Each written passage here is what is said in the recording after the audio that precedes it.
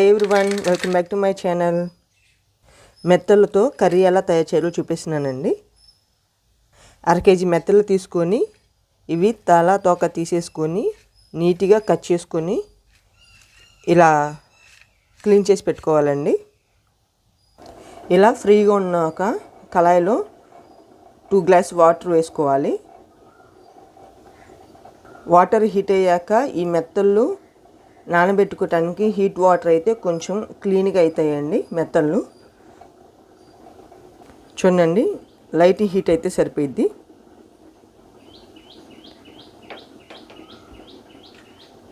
మెత్తలు వేసేసుకోవాలి. ఇలా వేసేసుకొని అట్లా వదిలేసేస్తే 10 నిమిషాల తర్వాత క్లీన్ చేసుకుందామండి. నానబెట్టుకున్న మెత్తల్లోకి కాంబినేషన్ దోసకాయ వేస్తున్నానండి నేను. నా ఛానల్లో మెత్తల్లో చింత చిగురు కర్రీ కూడా ఉందండి. ఆ వీడియో కూడా చూడకపోతే ఆ వీడియో కూడా ఒకసారి చూడండి. వీటన్నిటిని కట్ చేసుకుందాం. ఈ దోసకాయ మీద పీల్ తీసేసుకోవాలి. నా ఛానల్ చూస్తున్నారు కానీ చాలామంది సబ్స్క్రైబ్ చేసుకోవట్లేదండి, లైక్ కూడా చేయట్లేదు. ప్లీజ్ సబ్స్క్రైబ్ చేసి లైక్ చేయండి. మీరు ఆ విధంగా చేయటం వల్ల నా ఛానల్ ఇంకా చాలామందికి రీచ్ అవుతుంది.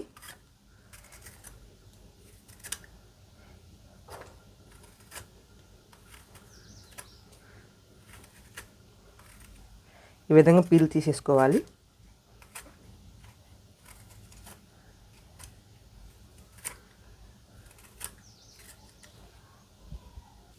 ఆనియన్ కూడా కట్ చేసుకుందాం. నేను ఇక్కడ 2 ఆనియన్స్ వేస్తున్నానండి. మీకు ఆనియన్ ఫ్లేవర్ ఎక్కువ కావాలి అని అంటే 3 కూడా వేసుకోవచ్చు. ఇలా బౌల్లో వాటర్ తీసుకొని మొత్తం వేసేసుకుందాం. దోసకాయని కట్ చేసుకుందాం. దోసకాయ చేదుందో లేదో టెస్ట్ చేసుకునండి.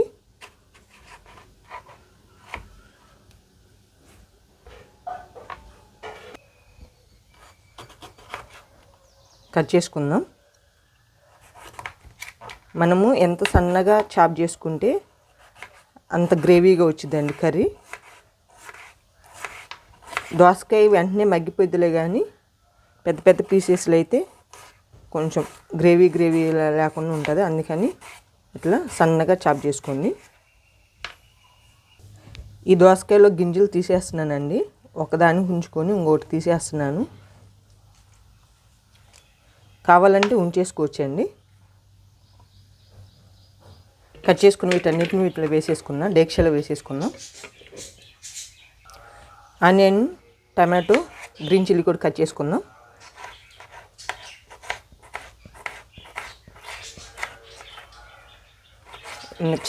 ఎంత సన్నగా చాప్ చేసుకుంటే అంత చక్కగా కర్రీ గ్రేవీ లాగా రెడీ అయ్యిద్దండి.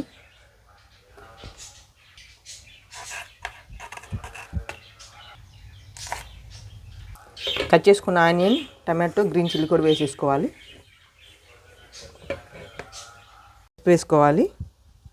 టేస్టీకి సరిపడా రాక్ సాల్ట్ వేసుకోవాలి. 1 table spoon red chilli powder, 2 table spoon oil వేసుకోవాలి. ఇలా మొత్తం ఒకసారి వేసుకున్న తర్వాత కలుపుకోవాలి. మెత్తలు క్లీన్ చేసుకోవాలి. స్టవ్ ఆన్ చేసుకొని ఈ డేక్ష పెట్టేసుకొని గ్రేవీలాగా తయారయ్యేలాగా ఉడికించుకుందాం. మరొక స్టవ్ మీద ప్యాన్ పెట్టుకొని మెత్తల్ని ఫ్రై చేసుకోవాలి. 1 టేబుల్ స్పూన్ ఆయిల్ వేసుకున్నానండి.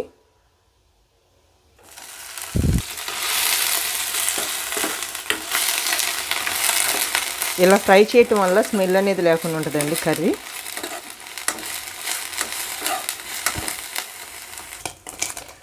ఇలా ఫ్రై అయితే సరిపోద్దండి. స్టవ్ ఆఫ్ వేసుకుందాం.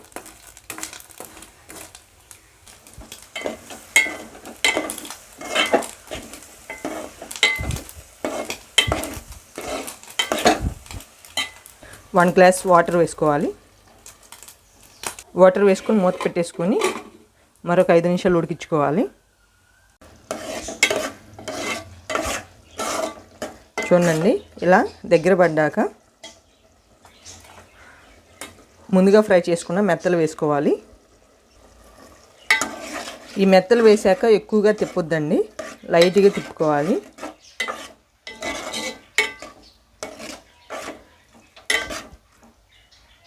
కరివేపాకు వేసుకోవాలి. ఒకసారి సాల్ట్ సరిపోయిందో లేదో చెక్ చేసుకోనండి. ఇలా వస్తే సరిపోద్దండి. స్టవ్ ఆఫ్ వేసుకోవాలి. ఈ కర్రీ చక్కగా రైస్లో కానీ రోటీలో కానీ చాలా బాగుంటుందండి. ఇలా మీరు కూడా ట్రై చేసి కామెంట్స్ పెట్టండి. లేదంటే ఒకసారి ట్రై చేయండి. వీడియో నచ్చితే లైక్ చేయండి, షేర్ చేయండి, సబ్స్క్రైబ్ చేయండి. Thank you for watching.